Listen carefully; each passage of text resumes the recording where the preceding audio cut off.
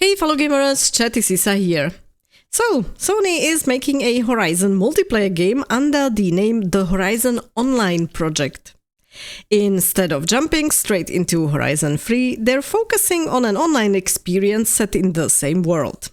I have to wonder, is this what Horizon fans actually want? Or is Sony chasing trends instead of listening to its core audience? And while we're at it, there's also news about an AI-driven Aloy experiment, and in case you haven't heard of it yet, let's talk about it a bit more in detail.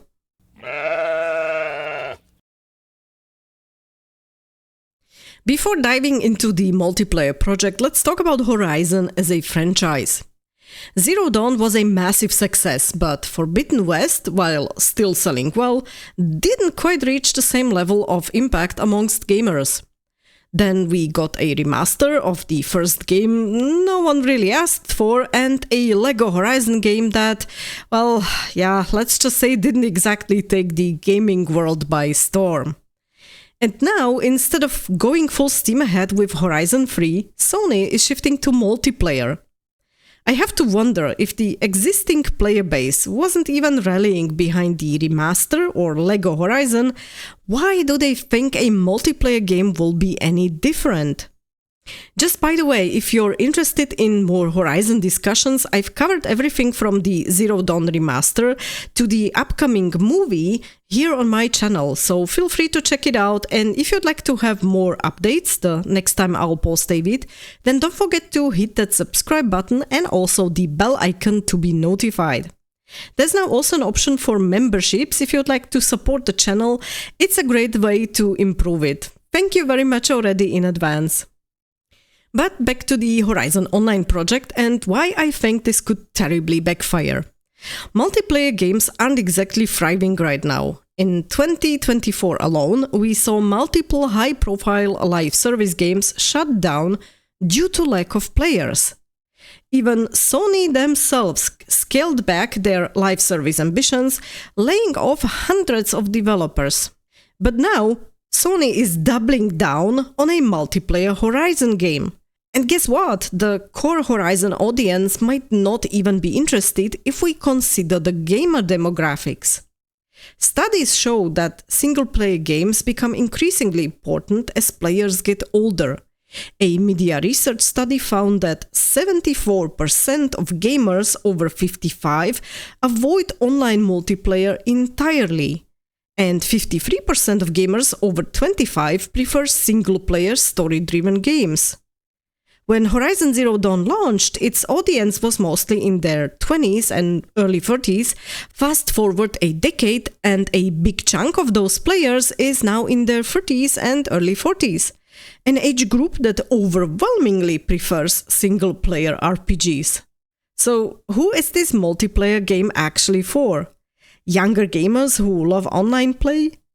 Because let's be real, many of them probably aren't that invested in the Horizon franchise itself.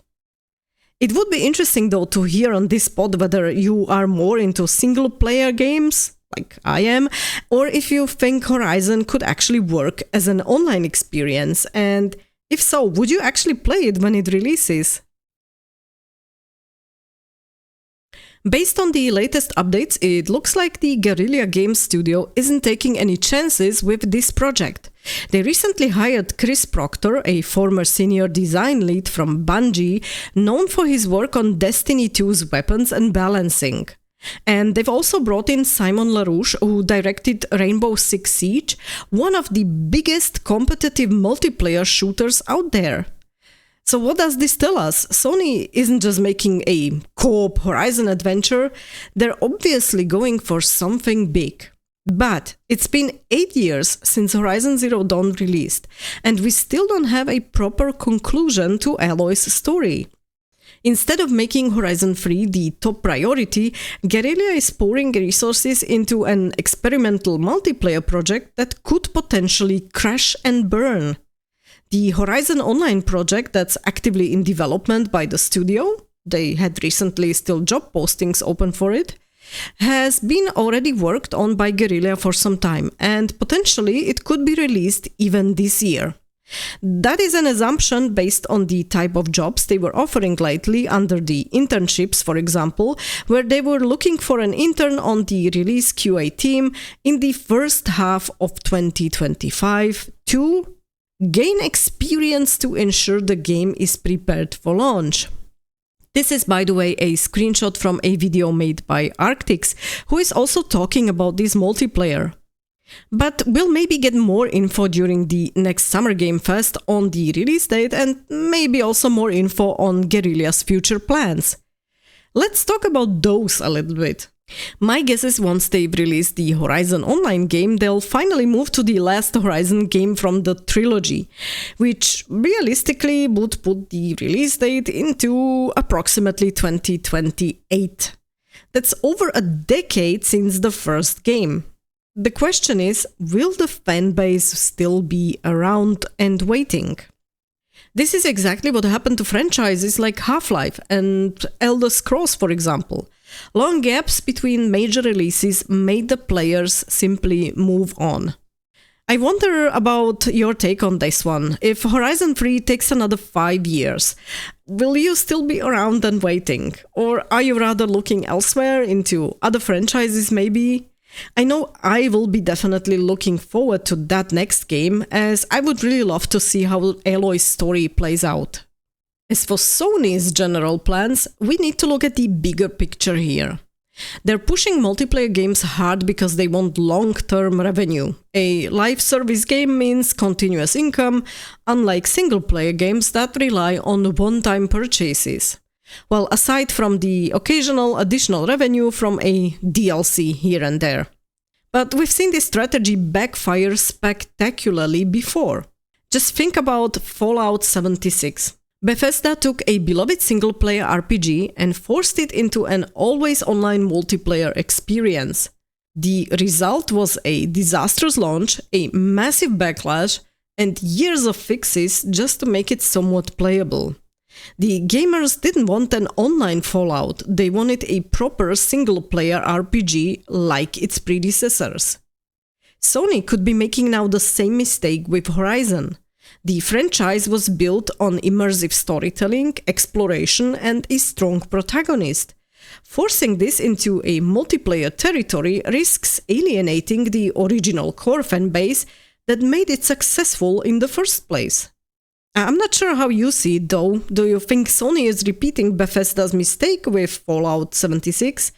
I'm quite wary here with this strategy. Turning a great single-player game into a multiplayer project nobody asked for... I don't know. Aside from the news regarding the multiplayer, there's more going on with Sony. They're also experimenting with AI-driven characters, including an AI Aloy. According to reports, Sony has been developing, and I quote, AI-powered NPCs capable of generating dynamic responses, adapting to player behavior, and potentially replacing traditional voice actors. To put it simply, NPCs that don't just follow scripted dialogue, they think and react like a human. It sounds futuristic, but is this really what players want? Would an AI Aloy feel as immersive as a performance from a real voice actor, or would it just make it feel everything off? There's also the question of ethics. If AI characters start replacing voice actors, what happens to the human creativity that makes these games so special? Some players might love the idea of more improved NPCs, but it also raises big concerns about automation in game development. Remember when studios experimented with AI-generated voices in games? Players hated it. Last year there was talk about using AI to mimic a player's voice inside the game. Meaning instead of hearing, for example, Aloy's voice, you would hear some AI-generated version of your own voice. Most gamers I've talked to at the time found that way too weird and they were against having something like this in their games. I've made a video about that, by the way, which is linked here in the upper right corner in case you're interested. Upon seeing that recent AI Aloy, also Ashley Birch, the original voice actress for Aloy, raised concerns about the future of voice actors, or actors in general, in gaming. And while her concerns, and those of so many others, are valid, I'm afraid we won't be able to avoid the AI progress also in the gaming industry, just like we see it in other industries too. The goal of every business in every industry is to maximize the profit and minimize the cost. But what about the ethics behind using AI instead of hiring actual people? Can an AI-created dialogue even capture real human emotions and reactions? I think we're heading here potentially towards some very uncanny and lifeless performances in a, let's call it, corporate experiment that could just go horribly wrong. But it can also be, of course, that it's just me who's horribly wrong here. What do you think of the whole situation? Let me know. At the end of the day, a Horizon multiplayer feels like a risky gamble. It could bring new players into the franchise, or it could be another failed live service game as so many others lately. And I'm honestly wondering what will happen with the third Horizon game if the online multiplayer project flops. Meanwhile, Sony's AI experiments raise even bigger questions about the future of gaming. Are we seeing the evolution of storytelling, or is real creativity being replaced just by some algorithms? Let me know in the comments if you would play a Horizon multiplayer game, or if you'd rather like Guerrilla and Sony to just focus on the third Horizon game. And how do you feel about these AI-driven NPCs in games? And the replacement of the voice actors, inevitably. I'm really curious to see what's your takes on these topics. And in the meantime, thank you very much for watching. Stay tuned and game on!